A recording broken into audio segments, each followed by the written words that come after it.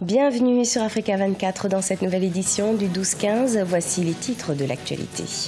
Renforcement des relations bilatérales entre le Botswana et la Chine. Les dirigeants des deux États en ont discuté en marge du forum sur la coopération sino-africaine. Les chefs d'État ont convenu d'élever les relations bilatérales à un nouveau niveau. Faut-il craindre un crash immobilier au Congo? Depuis quelques années, les loyers sont en chute libre et la croissance constatée dans la construction des logements sociaux est en baisse. Mais malgré la conjoncture difficile, les agents immobiliers restent optimistes quant à l'avenir du secteur. Et puis, en basket, la Coupe d'Afrique des moins de 18 ans masculins remportée par les Maliens. Les joueurs ont battu en finale le Sénégal 78-76. Une belle finale qui s'est jouée en présence du Premier ministre Soumelou Boubeye Maïga. Le Botswana et la Chine renforcent leurs relations bilatérales. Le président botswanais Mokwesi Masisi s'est entretenu avec son homologue chinois Xi Jinping. Une rencontre en marge du forum sur la coopération sino-africaine qui s'est tenue à Pékin ce 3 et 4 septembre. Pour le président botswanais, la Chine est une force importante dans la communauté internationale et un partenaire clé pour les pays en développement. Explication Solène Duplessis. Le Botswana et la Chine veulent renforcer leurs relations bilatérales. Le président botswanais, Mokwesi Masisi, soutient notamment le projet La Ceinture et la Route, un projet à l'initiative du président chinois Xi Jinping qui vise à renforcer les échanges à l'échelle mondiale. Un projet dont devrait bénéficier le Botswana, pays riche en ressources minières, qui vend déjà près d'un tiers de ses diamants à la Chine, deuxième plus grand consommateur de diamants du Botswana. Pour commencer, le commerce va être facilité. Et comme le dit le proverbe chinois, si vous voulez devenir riche, construisez une route. Cela correspond parfaitement à l'initiative Ceinture et Route. Nous avons proposé un certain nombre de projets, d'infrastructures, de routes et des chemins de fer stratégiques qui nous relieront à nos voisins et développeront le commerce. L'Afrique au cœur de la politique économique chinoise. En effet, depuis 20 ans, la Chine a déversé plus de 140 milliards de dollars sous forme de prêts. Le Botswana a ainsi bénéficié de l'aide de l'Empire du Milieu, notamment pour la construction de chemins de fer, d'infrastructures de télécommunications et l'apport de technologies agricoles. Je m'attends à beaucoup d'enthousiasme de la part de mes collègues africains, car nous partageons une vision d'avenir commune avec le président Xi Jinping. C'est très intéressant d'adopter un tel partenaire pour notre propre développement. Une délégation de 50 fonctionnaires gouvernementaux et hommes d'affaires botswanais sont présents au forum sur la coopération sino-africaine, l'occasion, selon les autorités chinoises, de mettre en place une coopération bilatérale gagnant-gagnant et contribuer au développement du continent africain. Également à ce sommet, de nombreux participants, opérateurs économiques et chefs d'État, occasion pour le président congolais Denis Sassou Nguesso de faire un bilan de la coopération sino-africaine. On l'écoute. La ceinture et la route intègrent harmonieusement, heureusement pour nous, les objectifs de développement durable tels qu'ils ont été définis aux Nations Unies et l'agenda 2063. Imaginez 2063, l'Afrique ayant intégré l'initiative de la ceinture et la route, avec des infrastructures qui traversent l'Afrique, des chemins de fer, les routes et les autres programmes de développement, les télécommunications. Ce continent apportera, à mon avis, quelque chose de très important au reste du monde, avec les ressources naturelles qui sont importantes. Et il s'agira aussi de cadres, de jeunes formés, la formation, des gens qualifiés.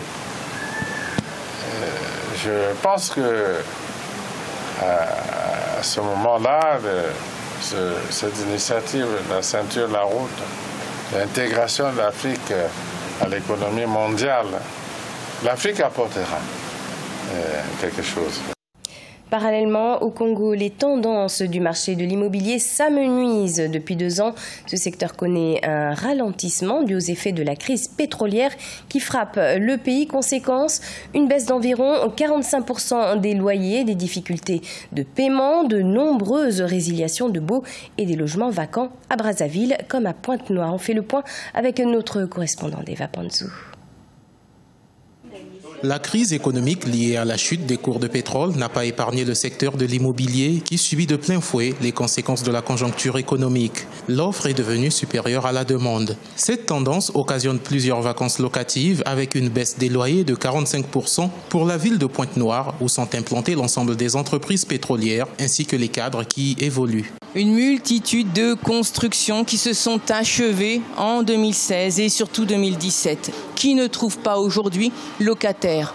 Tout simplement parce que les propriétaires ont sûrement fait leur faisabilité sur la base des prix de loyer pratiqués antérieurement et ont eu du mal à baisser les prix, à entendre raison, à peut-être aussi avoir le conseil en matière de prix pratiqués. Malgré la crise, le secteur de l'immobilier demeure un marché prometteur avec des valeurs locatives de 11 000 à 18 000 francs CFA par mètre carré en ce qui concerne la location des locaux professionnels. Le gouvernement congolais avait entamé un vaste programme de construction de près de 1300 logements économiques, dont certains sont achevés et commercialisés.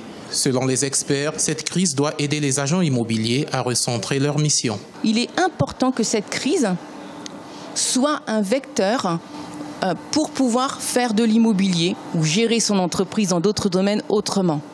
Il ne faut pas oublier que nous sommes normalement censés donner du conseil, orienter, convaincre les propriétaires. Et ce n'est pas uniquement une force de vente, c'est d'abord une force de conseil. Les agents immobiliers restent optimistes sur l'avenir du secteur immobilier en République du Congo, qui demeure une valeur sûre. Face à la crise, l'adoption de la rigueur s'impose auprès des partenaires, des fournisseurs et du personnel. Les robots humanoïdes autonomes feront bientôt partie de notre vie quotidienne selon certains observateurs, à l'image de Sophia, un robot que l'on confondrait presque avec un être humain. Elle reproduit les mêmes gestes et la même façon de s'exprimer que nous.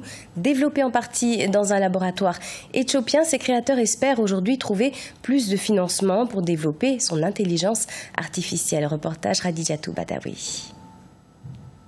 D'ici 20 ans, les robots pourraient côtoyer les humains et effectuer un grand nombre de tâches au même titre que les humains. Getnet Asefa est l'un des scientifiques qui ont développé le logiciel Sophia, le premier robot humanoïde au monde. Aujourd'hui, Sophia a la capacité d'exprimer 60 types d'expressions faciales et mener une conversation. Bien que l'accès à Internet en Éthiopie reste parmi les plus bas de la région, Asefa voit plus d'opportunités prendre forme sous la direction du Premier ministre Abiy Ahmed. Le Premier ministre Abiy est issu du milieu de l'informatique, alors je pense qu'il comprendra le type de problème auquel nous serons confrontés. J'espère que d'ici 1 an ou 2, les choses changeront définitivement. L'une de nos difficultés est la connexion Internet. Nous payons $1000 américains, voire $2000 pour avoir une très faible connexion où nous ne pouvons même pas regarder une vidéo.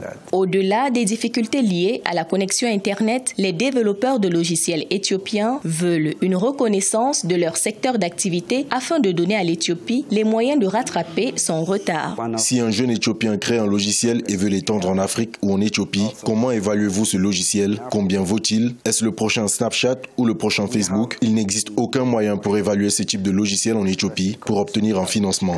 Selon un rapport du Forum économique mondial, le marché du travail pourrait être perturbé en raison de la montée en puissance des robots et de l'intelligence artificielle. Aussi, l'intelligence artificielle pourrait causer une perte nette de 5,1 millions d'emplois au cours des prochaines années. Mais certains chercheurs affirment qu'il n'y a pas lieu de paniquer car l'intelligence artificielle ne pourrait pas atteindre les capacités humaines. Du sport à présent avec la sélection nationale junior garçon du Mali qui a remporté sa toute première Coupe d'Afrique des moins de 18 ans de basketball en finale. Contre le Sénégal, l'équipe malienne s'est imposée 78-76 à Bamako avec une performance de Fousseni Dramé, meilleur marqueur du match avec 19 points qu'il a complété par 6 rebonds. Les détails avec Mokhtar Bari. Le Mali champion d'Afrique U18. Une première pour ce pays où le basket est le sport qui hisse le drapeau malien au rendez-vous africain. Après le succès des filles à Maputo au Mozambique, les garçons à leur tour et devant leur public réalisent un parcours sans faute avec des victoires éclatantes sur tous les matchs. Il n'y a rien à dire. On l'a fait, le champion d'Afrique. On l'a fait. Merci à tout le monde. Merci Merci à tout le monde. Le Sénégal, ils étaient très engagés. Parce qu'ils étaient au courant des scores qu'on faisait aux autres équipes. Les 3 chiffres qu'on faisait aux autres équipes.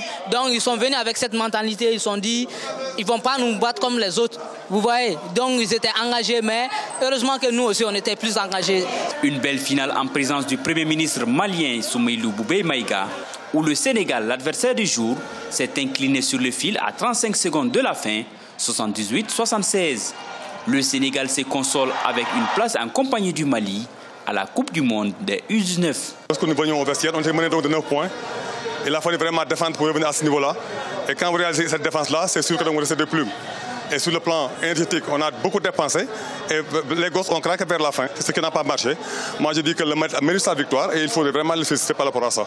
Plus tôt dans la journée, l'Égypte a remporté le match de la 3e place en disposant de l'Angola, 89-78. Siriman Kanouté a été désigné MVP du tournoi au vu de son excellente prestation. Il figure logiquement dans le 5 majeur de la compétition en compagnie d'Abdul Karim Koulibaly du Mali, Miguel Selton d'Angola, Youssef Ahmed Osama d'Égypte et Biram Faye du Sénégal. Ce journal a été réalisé par l'ensemble de la rédaction. Merci de nous avoir suivis. Dans quelques instants, une nouvelle édition de l'information sur Africa 24.